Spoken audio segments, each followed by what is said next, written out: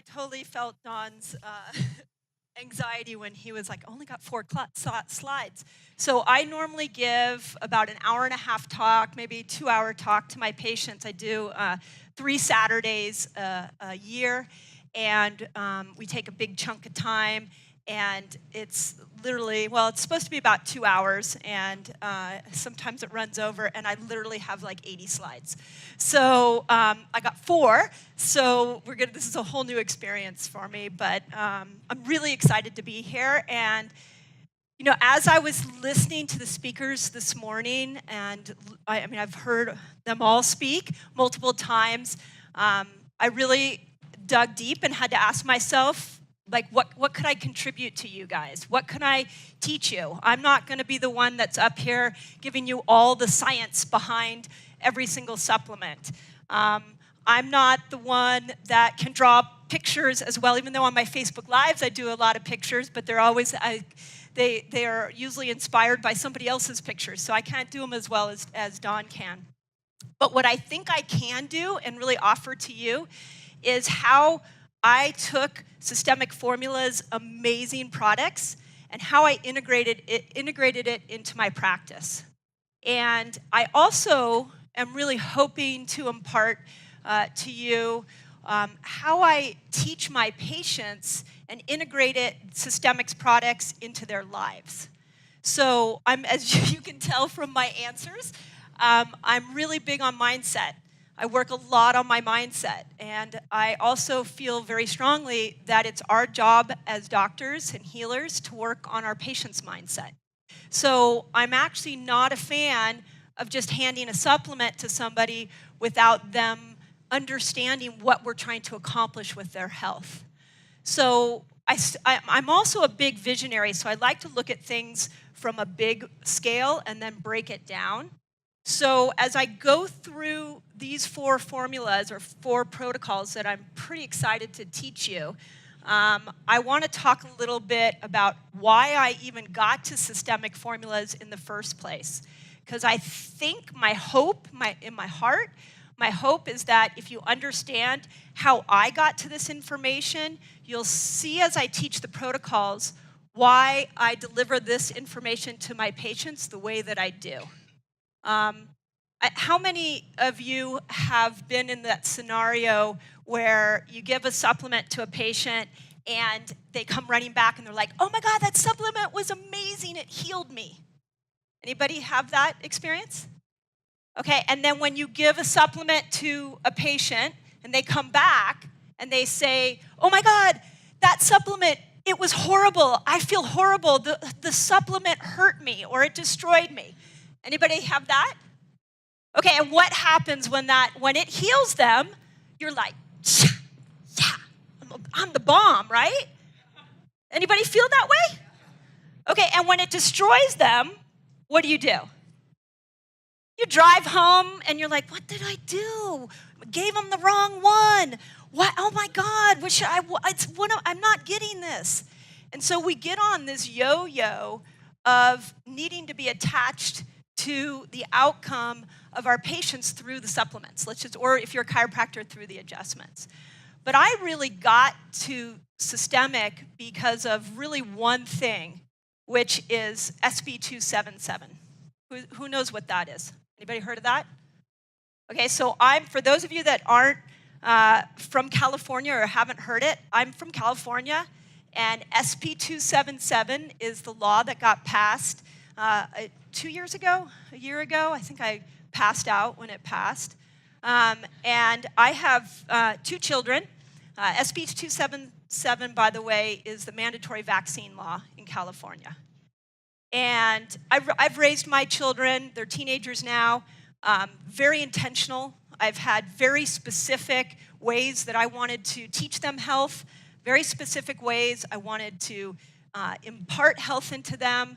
As a chiropractor, I wanted to teach them inside-out health. I did not want them to even think that the supplement was healing them. I wanted them to know that they were healing themselves, that there was a doctor inside of them that was powerful. So when 277 came around and said that I need to now vaccinate my children to be able to get them into school, my whole world turned upside down. And it turned upside down with two different paths. The first path is that as a parent, I was like, hell no, you will not do that. You will not tell me what I'm going to put into my child. But that left me with the option of homeschooling, which I'm totally ill-equipped to do, or moving out of the state, which those of you that have a practice know how difficult that would be. And so I had to, luckily on that end, my kids were grandfathered in because of their age. So I didn't have to come up against that choice.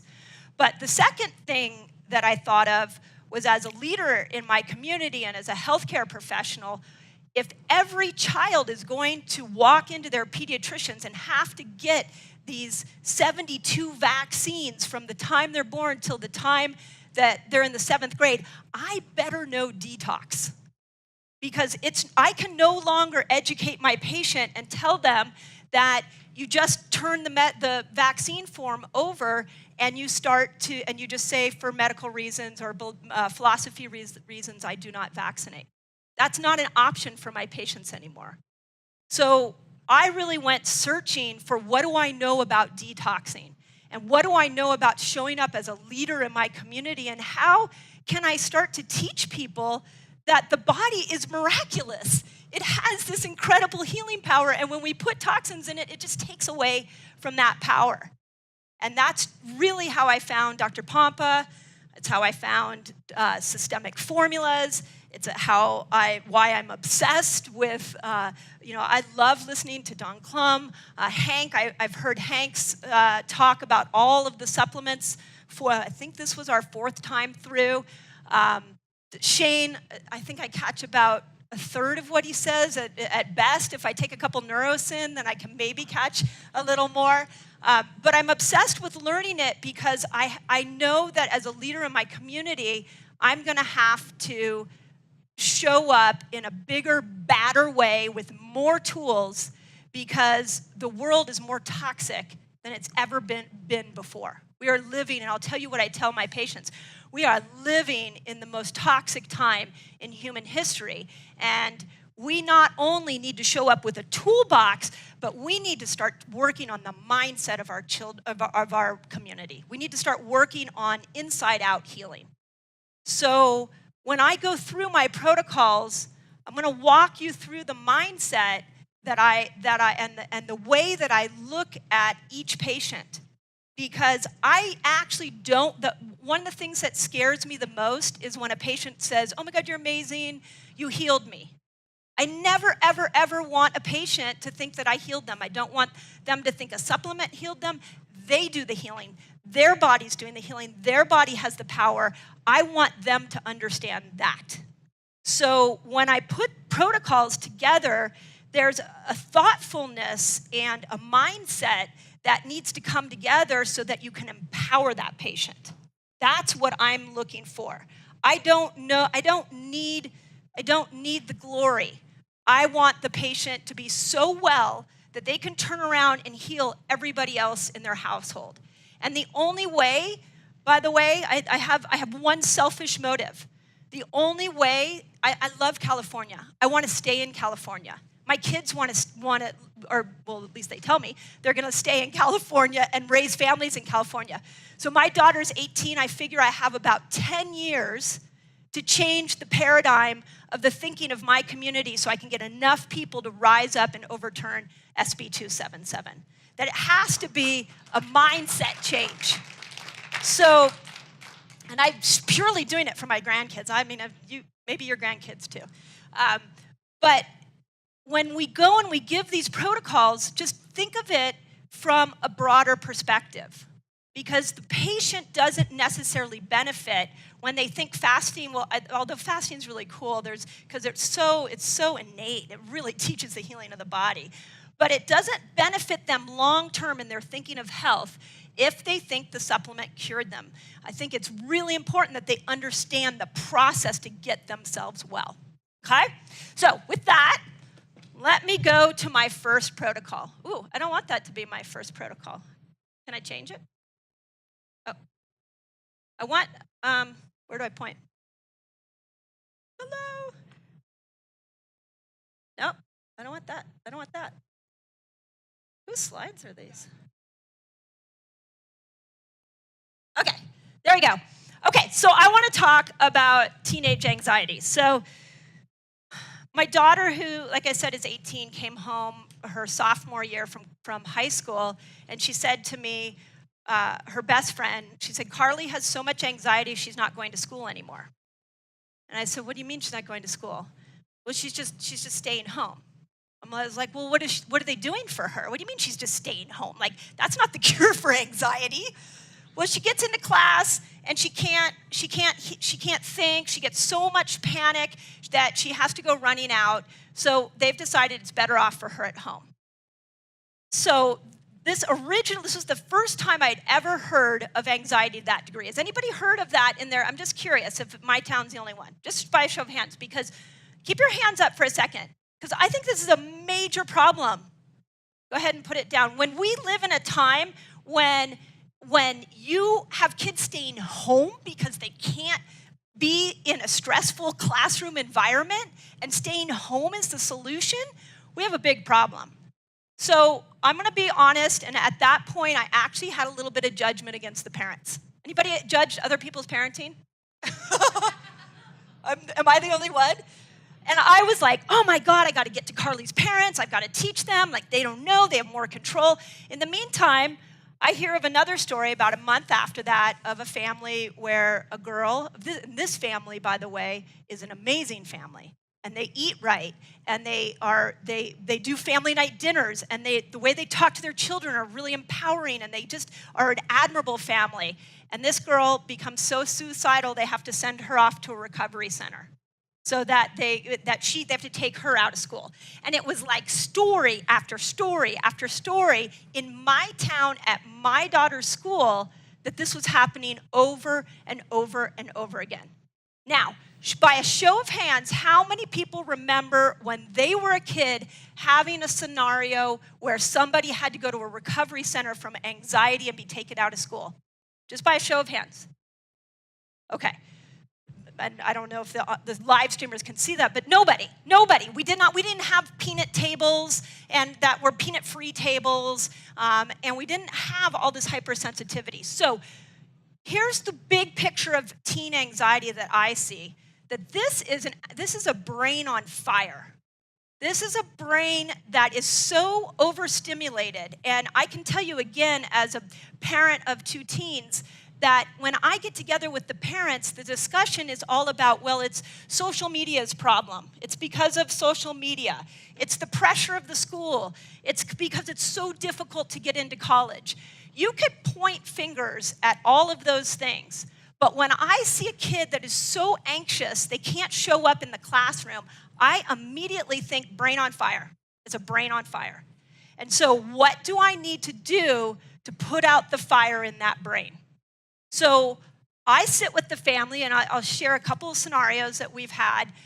We have sat with them and basically explained to the parent, because I think this is the first and most important thing, is explain to the parent, it is not your daughter's Snapchat account that is causing this. Because again, in my town, that's what they think. This is not your daughter's math teacher that's giving her too much homework. Now, I'm not discrediting those things, but your child has inflammation on their brain, and we've got to get the inflammation down. We have to figure out where that inflammation is coming from. And I then look at the root causes. So we do, our paperwork is a little bit like how I answered my questions. It probably takes people a couple hours to fill out our paperwork. I sit with patients on the first visit for a half hour, 45 minutes, just sometimes even an hour, pulling information, trying to figure out how full their toxic bucket is. What are we dealing with here? And I not only at that point am I just taking information, but at the same time, I'm educating patients. So we have a family right now who they remodeled a home, and they tore it all the way down to the studs, and when they moved back into the home, their 7-year-old daughter's reading comprehension went down. The mom got major brain fog and chronic fatigue, and the dad's anxiety went through the roof. So as I'm listening, I reflect back, like, hey, you know what? Is it possible that there's something in your home that got stirred up? So it's a teaching opportunity as you're diving into these root causes. But the anxiety, inflammation, brain on fire issue is every toxin that has been spoken of up here. It is mold. It is heavy metals. I am crazy passionate about heavy metals, and I'll tell you how we work with families with heavy metals and how we test them. It's gut dysbiosis. So we go through all the different questioning on, does your child crave sweets? Looking for signs of things like candida. Is your child's belly bloated? We have a 7-year-old who is vaccine injured, and every time she eats, her belly is really bloated. We look at things like, did they have colic, and were they a really irritable baby? Were they born by C-section? Like, I just dive through all of this so that not just for my information, but I want to turn around and help the parents see this. Because if I can help the parents see it, then they can help their child from that point forward. I want to be a part of their healthcare system or their healthcare team forever, but I want, when we're dealing with teenagers and with kids, I want to educate that parent so much that they can now be their child's doctor in a very effective and efficient way. And if we don't take that extra step, then they will think you're the one that cured the anxiety, and I want them to see that the anxiety is there because of all of these toxins that have been filled into their child's bucket. So we look at the toxic bucket, we look at gut dysbiosis. I personally like gut zoomer.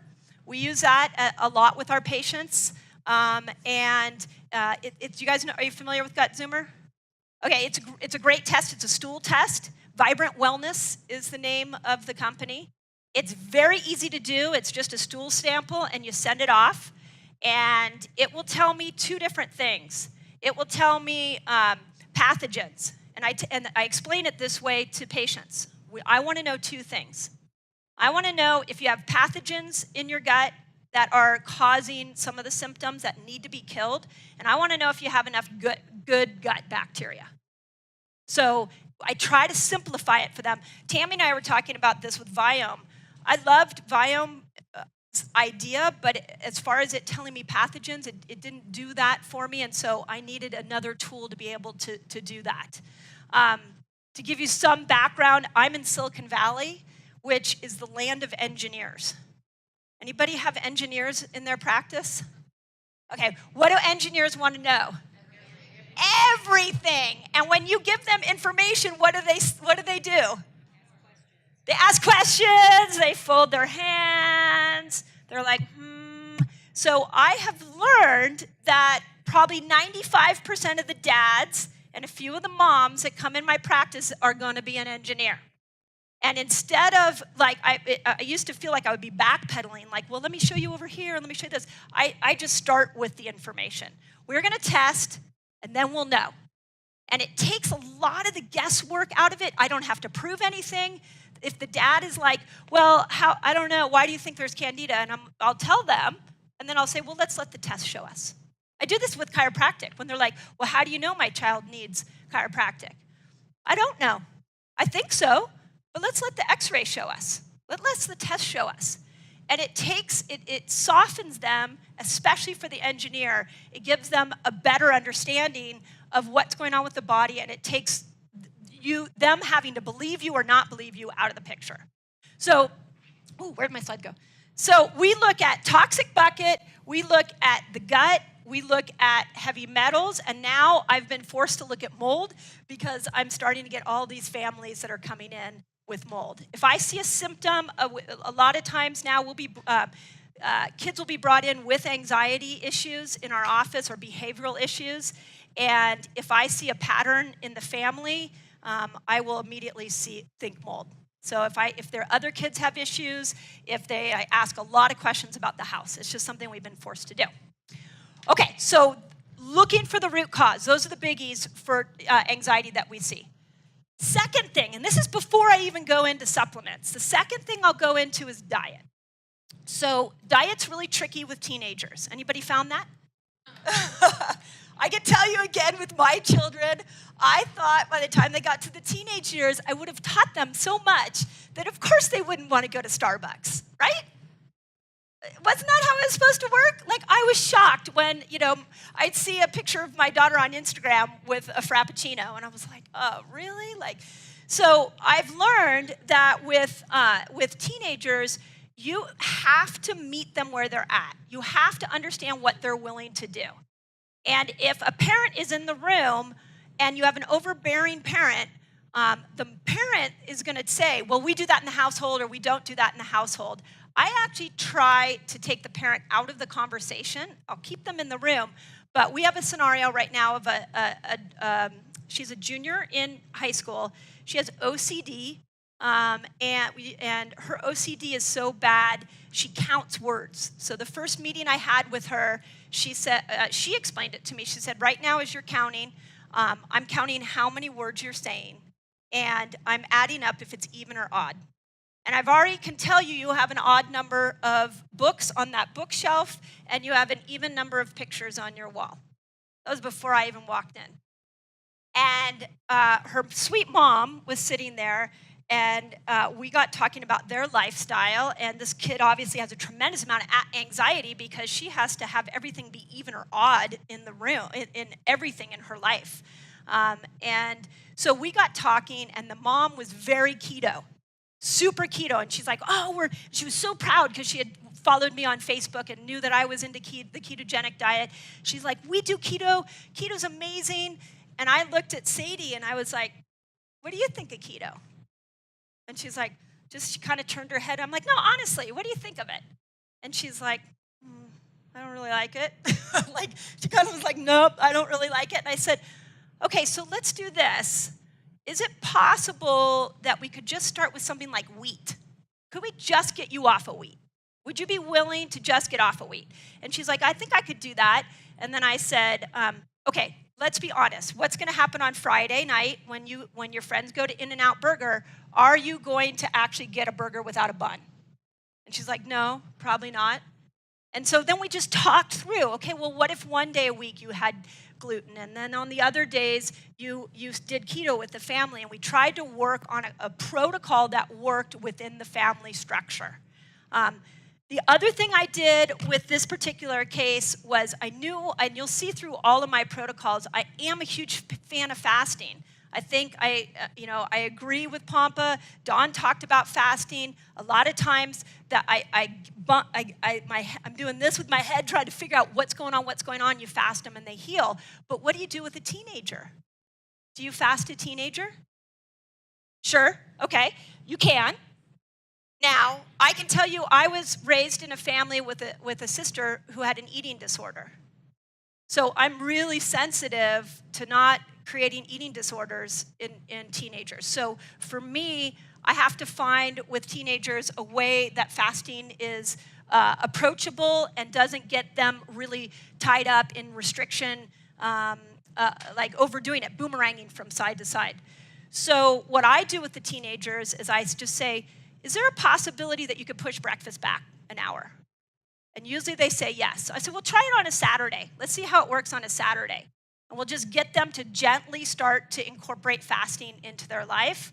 I explain why, and then I tie it back to the brain. How did you feel when you didn't eat breakfast? Did you feel worse? Did you feel better? And I start to teach them through that process. This particular woman who has OCD, she's now keto. She does 5-1-1, so 5 days a week. She is keto. 1 day a week, she does a longer fast, and she does intermittent fasting. 1 day a week, she does a longer 24-hour fast, and 1 day she does whatever she wants. So she's figured out that if she's going out with her friends, she can feast on that day. And that alone has really changed, has calmed her brain down tremendously. Now she's 17 years old. So what do you do when you've got a 10-year-old or 12-year-old? How do you get them to push back their breakfast? I personally do not have an answer for that, and I would love to, if you guys do, let's chat about it, because I think it's difficult, and you want to kind of ease people into it, the family into it. Oh, okay, so The other thing I teach the family how to do is just feed good bacteria. So I teach them what a polyphenol food is. I teach them fermented foods. People like to add things in. So I always work on let's add some stuff in as opposed to take stuff out. Okay, so that's the base of the foundation and the paradigm shift that I have with them. Let's talk about supplements. Now, do I give them all of these supplements at the same time? Absolutely not. I don't. I'm trained under Dr. Pompa, and I am a cycler. I love to cycle supplements. There is no better compliance for a patient than to say, I'm going to put you on these supplements for a month, and then we're going to get you off of them. And then the next month, we'll see what you need, and we'll add something else in based off of what your body is telling us. But on the meantime, you can be working on your diet. In the meantime, we can run these other tests and see what's going on with the root cause. It gives them power. I think, as I can again tell you as a parent, that if you just are wrestling the supplement down their mouth over and over again, you end up with a fight. That can be quite difficult for the whole family. So we cycle these, and I put them in 7 categories. This is the way I look at it. The very first thing we do is we change their fats. We get them off of fish oils, their Costco fish oil. We get them off of that, and we put them on Vista 1 and 2. I usually do both of those at the same time. The second thing, and this is pretty much in the order that I'll do it, the second thing I'll do is add in minerals. So we had a case of a young boy who was suicidal, a teenager who was suicidal, and just adding min in made a tremendous amount of difference. Min and the neurobiotic made a tremendous amount of difference in his suicidal thoughts. So a lot of these kids that are anxious are because they have a mineral deficiency. The hippocampus has the highest receptors for zinc. The hippocampus does memory and mood. So if they're zinc deficient, it's quite possible that something as simple as adding in min or rotating with ZNC can actually start to pull their moods up. I've had it be as simple as that kind of case in our office. If they sweat a lot, know if they're an athlete, know that they're getting rid of minerals a lot. I had this with my own son. That is, his exercise went up, his migraines went up, and we added in min, totally solved the problem. So don't forget it could be as simple as that. Then I usually move to an antioxidant, and the reason that I do that is that most of these kids are not getting a balanced enough diet. And I don't care how amazing of a parent you are. Again, I'm going to say from raising my own 2 teenagers, it's just impossible to get enough nutrients into them. And as they get their own car and they're out of the house, you don't have access to them like that. You might get 1 meal a day. You might get 1 meal with them every other day. So putting in Epic or Rocks Epic is amazing for breaking the no-ono cycle, and has been another one where you give them that one time, give them some min, give them Epic, and their whole personality changes. So it truly can be that simple. As far as probiotics go, I will often lead with ABC because it's just gentle. If I think the family has had a really toxic diet, then I'll lead with ABC and slowly work myself up. I think MBC is really powerful, and some of these, depending on the age, it can be very, if they start getting bloating or farting, or they get diarrhea, and you've got a 17-year-old boy who's sitting in class and he's farting, and he has to run to the bathroom, you're not going to get very much compliance. So, right? I mean, this one kid that we had who's suicidal. He was like so stone-faced, and I knew that if I messed up with any of the protocols, he was not coming back. And so we actually started with him with the neurobiotic, and it really made that, the min, those kind of things really turned him fast. So we have used B-Brain for general support, and the kids that are anxious and have ADD, Neurosyn is amazing. Neurosyn before the SAT, Neurosyn before a big test. That has been like a winner, a home run with every kid that I've given it to. Calm can also help these kids that just aren't experiencing happiness. You know, every time they get a Snapchat or a ding on the phone that releases dopamine. So their dopamine receptors and their body's ability to secrete dopamine is constantly being stimulated. And Calm is made specifically for upregulating serotonin and dopamine. So I call it my happiness formula. Putting Neurosyn and Calm together can really take somebody out of a depressed state and within an hour raise their happiness. I don't know if has anybody discovered that on their own selves or on their kids? Yeah, try it. The two together are powerful. Moors, of course, I mean, methylation, you heard Dr. Shane, we use Moors on almost everybody, on all of our protocols, and then, of course, detoxing. So when we've got kids that are anxious because of vaccine injury and extreme toxic overload, we actually will lead with TCD. We will use liquids. We will cut it in half. We'll slowly titrate up. So TCD is in many of our very severe cases. And then I'll use these other formulas in people that are not as severe. So one 7-year-old we have right now is severely vaccine injured. And we just have taken her all the way through TCD, and she's done phenomenal. And now I have her on these protocols. So you just have to learn how to cycle them, know what the family's financial needs are, know what the dynamic between the parent and the child is, because you don't want the parent at home fighting with the kids to take the supplement, and know what the family can support. If I have, we have a family who's the mom is a natural vet, and she'll do anything. She'll do anything and everything that we tell her to do. And her kid will do everything and anything. I don't know how to make it closer, Nicole. So we will, is that better? We will, we'll load her up. This one kid who was suicidal, I knew I had a few shots. So this is pretty much how I do teenage depression. If you're a chiropractor, I absolutely agree with what Dawn said. When you adjust the upper cervical area, you stimulate NMDA receptors that increase vagal tone. And when you increase vagal tone, you stimulate the parasympathetic nervous system. So getting these kids adjusted is crucial as well. But I found as a chiropractor, it's not always that simple. I can't always just adjust them and hope the anxiety goes away. 10 years ago I could, but now I can't. So I've got to incorporate all of these together. Make sense? Okay, helpful? Okay. Let's go to, because I got 10 more minutes to finish my next protocol, which is detoxing. So these two actually go in side by side. Look, I feel like Dr. Pompa, he had trouble too. There we go.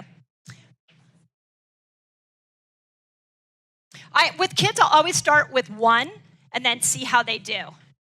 Like Neurosyn, I would do one because it can be very stimulating for a kid and for a teenager. For me, as an adult, I'll do two, and then I tell people if you feel like you still need another 2 in the afternoon, you can do another 2. So, but it really, with kids, I always err on the side of light, and then we'll slowly work up. That's why I like the liquids. Okay, detoxing. So the detox, we have detoxed hundreds of people in our office. And when I first got into this, I was thinking it would be as simple as taking the TCD boxes and giving people prep body and brain. Now, in the lower toxicity cases, yes, it's that simple. But in the cases where people have more toxic load, it is not that simple. Has anybody else discovered that? I'm just curious, yeah. So we have learned in the last 2.5, 3 years through detoxing that we have had to course correct a lot. So just like I said, the mindset is to help. The very first thing is you got to get the patient understanding their toxic bucket. They have to know how full that is. Because if they don't have a good gauge on that, then we'll get in a month in and they're like, oh I'm bloated, I can't think straight, I'm not sleeping. And they'll start to think it was your fault, or they start looking at other circumstances at the problem. But it's been so helpful for us to come back and say, you just got a lot of the toxins. We are draining your toxic bucket.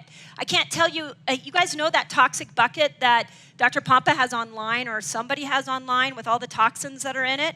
I pull that out every single time I sit with somebody in a detox or nutrition consult. I pull it out and I go, look, on that if you guys have the neurotoxic questionnaire, I say, anything over a 25, your bucket is really full. And you just scored 100 on the neurotoxic questionnaire. We're trying to bring your bucket down below 25. So when they have a strange detox reaction, then I can reference back to that. I am such a fan of dealing with the elephant in the room before it becomes a problem. So if I can lay the scene as best I can before I detox somebody, it will really help the detox process. I also tell them right off the bat, this is going to be a bumpy road. And what I'm experiencing is that people usually get into prep and they feel amazing. Anybody else had that experience? Like their energy goes up, they think you're incredible, and you've opened up all those detox pathways, and then you go into the body phase, and they start to crash and have more detox symptoms. Anybody else had that scenario? Okay, so I tell them that before they detox. And the only reason I do that is because I just want to, again, lay the scene before it happens. We have gotten caught in when they feel great, really being like, yeah, isn't that awesome? You feel great. Like we're really powering up your body's healing. And then a month later they come in and they're like, but I don't feel great anymore. And now I've got to work with that mindset. So I just let them know it's going to be bumpy. You're going to feel great on prep, most likely. When you get into us pulling them out of the body phase, it's going to be bumpy. Some people love the body phase. Some people don't. We don't know how you're going to respond. So we'll just wait. We're going to kind of see and we'll watch. And we're in this together. I always tell people we've detoxed hundreds of people. We have a lot of different ways we can help you. So you just have to reach out to us if you're having a tough detox reaction. And I'll explain what some of those are. And then brain, same thing. Brain can go either way. Have you guys found that? Brain is kind of up and down. I actually find brain is almost a little more beneficial. Body tends to be the one that kind of pulls people into a fatigue is the biggest thing I see. So I also, again, always want to empower them with diet. So I've already taught them the ketogenic diet. I've taught them fasting so that they're knowing how to facilitate their body's own healing. And many times when people are having a tough detox reaction, I tell them they have to stop eating out, because eating out, you just don't know. You don't know the oils you're getting. You don't know all the quality of the food. Like, we have to take the variables out so that we can stay very focused on what your body's needs are right now. Have you guys found that as well? Yeah. So as far as diet, that's what I do. But if somebody's having a bad detox reaction, and the bad detox reactions that we are seeing, sleep. First time I did TCD, within the first 5 people I took through the boxes, I had one of my patients call and say she hadn't slept in 3 days. Anybody had that issue? Okay, so we called, I think we called systemic, and we're like, well, help us, what do we do? And we upped bind. So we upped her bind so that we could start to get to those toxins that were being released. So that was, I always think when somebody's not sleeping, I always think up bind. Somebody up here said that for sleep, somebody said 5 bind a night. Yeah, bind is amazing for sleep, and especially with detoxing. Moods are another really bad one. Really cranky moods, bloating, gaining weight. My patient base is a lot of 40 and 50-year-old women. A lot of them start to put on weight at that point. So I'll walk you through, but bind is often the very first thing that I look at. Ooh. So you can increase bind, you can increase cyto.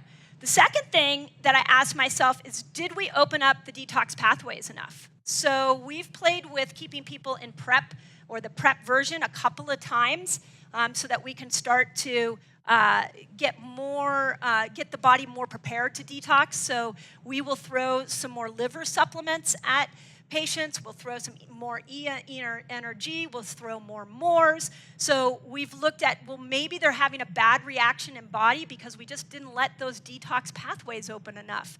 Maybe they need more time in those detox pathways. So don't be too, I've learned this from Pampa, don't be so quick to rush them through the detox. That many times you've got to just calm the body down and just give it more support so that it can start to detox these whatever's in there, metals, mold, a little more efficiently.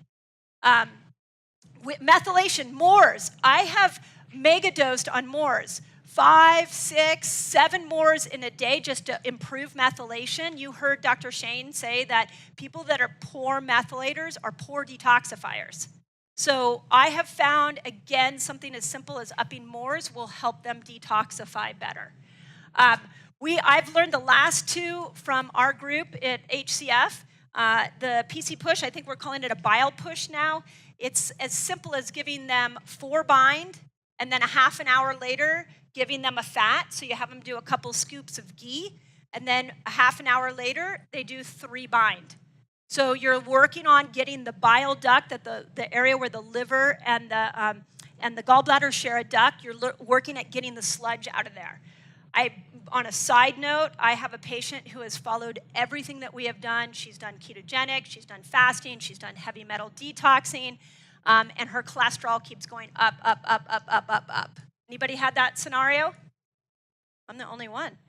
Okay, well, this has happened a lot when I put people on the ketogenic diet, and what I had her do the bile push, and 2 weeks later, they measured her blood, and her cholesterol came down. So opening up that duct can be really helpful as well. And then Tammy taught me this, I'm forever grateful, was the biotoxin protocol. So when people are struggling with detox, oftentimes we will stop the detox for a couple of weeks, and we throw this protocol at them. We do GB, we do number 6, bind and min. So we get support to the pituitary. We start to get more toxins pulled, the ones that have been released, we bind to them, and then we bring back in minerals. I can tell you, for me, when I do a lot of bind, I notice that my hair goes really flat. Does anybody else notice that? Does anybody? I'm just curious. Yeah, and I think, I'd be curious, Shane's opinion on this. I think it's a mineral. I think it strips so many of the minerals, or it can. So oftentimes, we got to add those minerals back in. We got to pause the detox so that the body has time to catch up with what you've already pushed out. Now, I've got 30 seconds. I find that a lot of times, if you've been detoxing somebody for a while and they're struggling, sometimes you just have to pause and just give them a break, come back in a couple of months, and they can detox a lot better. You also always have to ask yourself if you have found all the sources of toxicity. Mold, this is how we're discovering mold, is because I thought I found all sources of the toxicity, and I didn't, and I ended up having to go in and look at their home that they're living in. So if you've done all of that and you're still struggling, you just got to slow it down, you got to pause, and then you can come back and revisit it. And so many times when I've done that, 2-3 months later, they detox better. I don't know if the body just needed to do a little less detoxing. So that's how we do that. I know I did the detox kind of fast, but that's how we've been working with our detox patients. Yeah, and again, I hope this is helpful. This has really been a journey for us. We set out to detox. We had no idea we would get the influx of patients that we've had wanting the detoxing that we're doing. I truly believe that this is the most important thing we should be doing with our patients because of the toxins that are in our environment. I'm getting ready to do a brain event for my patients, and do you know that they're now saying that there's 5 different types of Alzheimer's, and one of them they're calling inhalation Alzheimer's, that it's coming from the air pollution. So again, as a community leader, I think, okay, well, what are we going to do about that? Like, that's our job.